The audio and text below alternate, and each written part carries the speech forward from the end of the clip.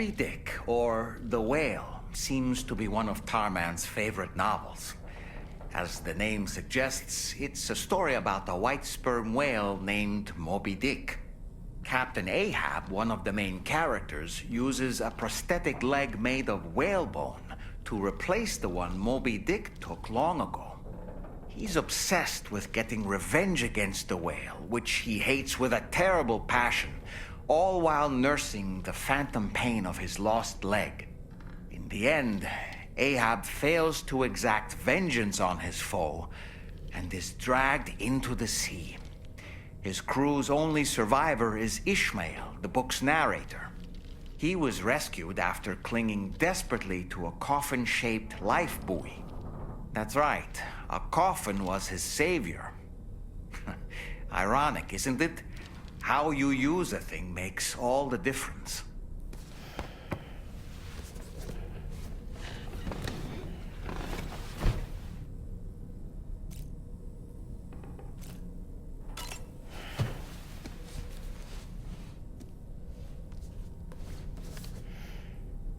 The Pequod is the ship in which Ahab pursues Moby Dick on his quest for vengeance.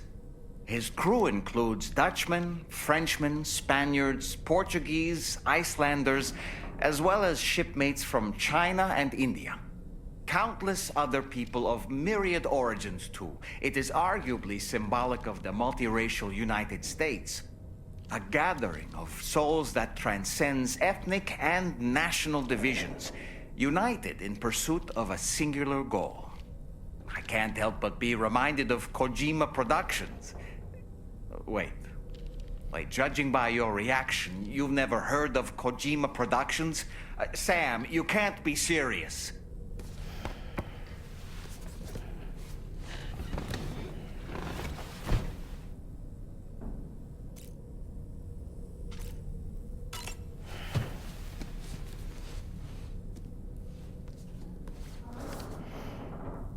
Certain parallels can be drawn between Captain Ahab's pursuit and the Prometheus myth. Prometheus is a deity said to have stolen fire from the heavens in order to give it to humans. In essence, he bestowed upon them the power of the gods themselves. This power manifested as technology. Humans crafted tools, and with them brought nature to heal and built great civilizations. Perhaps the author intended to frame Ahab's pursuit of the white whale as one akin to mankind's struggle against the forces of nature. We ourselves are arguably living out our own Prometheus myth as we fight to overcome the Death Stranding. No, we definitely are. And we're not about to lose.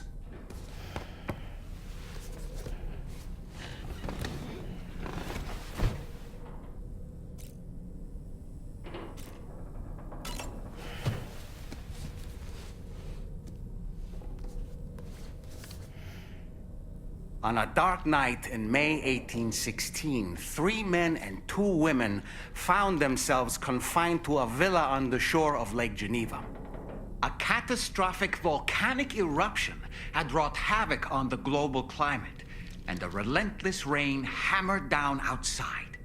With little else to do, the occupants of the villa decided to compose ghost stories. And it was on this fateful night that a woman named Mary penned what would become Frankenstein. Mary, who was only 18 years of age, had already lived a tumultuous life. She was engaged in an affair with the poet Percy Bysshe Shelley at the time, whom she would later go on to marry. A dramatic retelling of these events was committed to film prior to the Death Stranding. Titled Mary Shelley, it stars Elle Fanning in the lead role. Now, where have I heard that name before?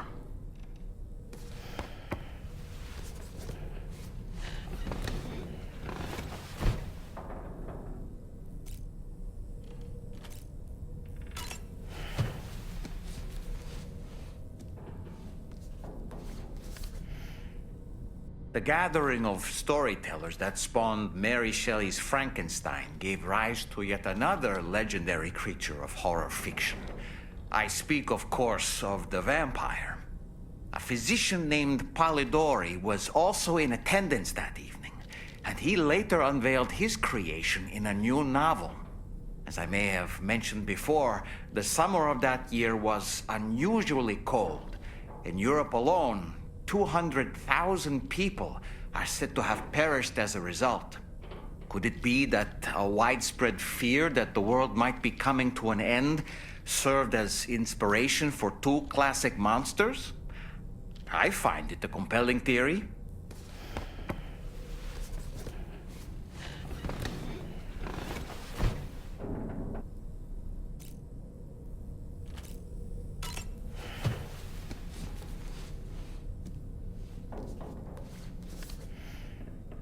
It should be noted that the monster's name is not Frankenstein, nor was it ever given a proper name. Frankenstein is the name of its creator and the story's protagonist, Victor Frankenstein. Through its many movie adaptations, the image of the disturbing and unstable patchwork creature has grown ever more vivid. And in the process, the misconception that it was called Frankenstein was born. In the original novel, however, it was an intelligent, human-like being that craved acceptance. A clever, gentle giant cobbled together from others, not unlike our dead man, don't you think?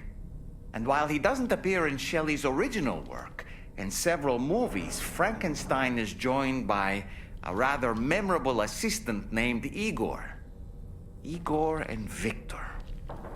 Now, where have I heard those two names before?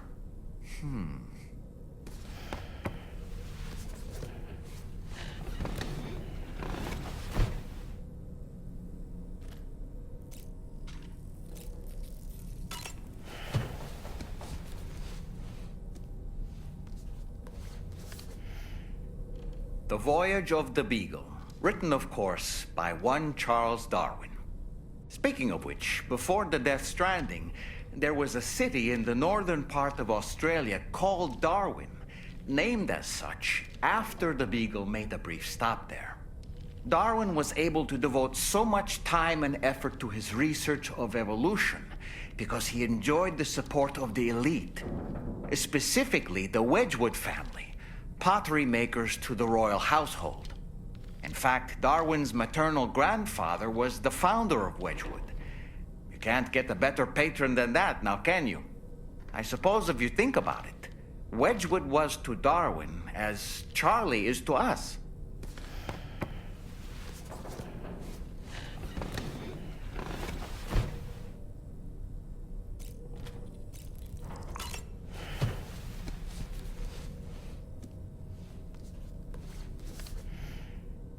Apparently, Darwin always had a strong interest in geology. He was fascinated by the way continents and landforms change, leading to the creation of new habitats for organisms. This led him to surmise that organisms adapted to their new environments in order to thrive. And that logic eventually became the basis of his theory of evolution. The world around us continues to change, even now. The continents are in flux due to the shifting tar currents and the emergence of plate gates. Is it possible these changes might also spur life to develop and adapt in unforeseen ways?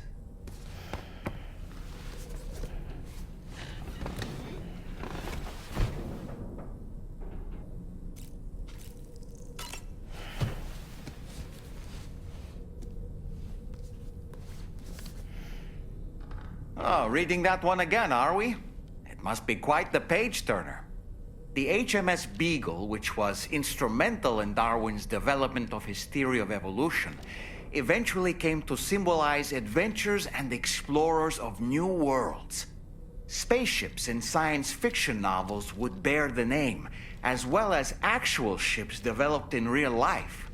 You know, Sam, when our Australian journey is finally complete, we could ask Charlie to build us our own personal vessel. Yes, we should. Let's do that. It'll be fun. It goes without saying that we'll have to call it the Beagle. Oh, and you must let me be the captain, all right? I won't budge on this. I refuse.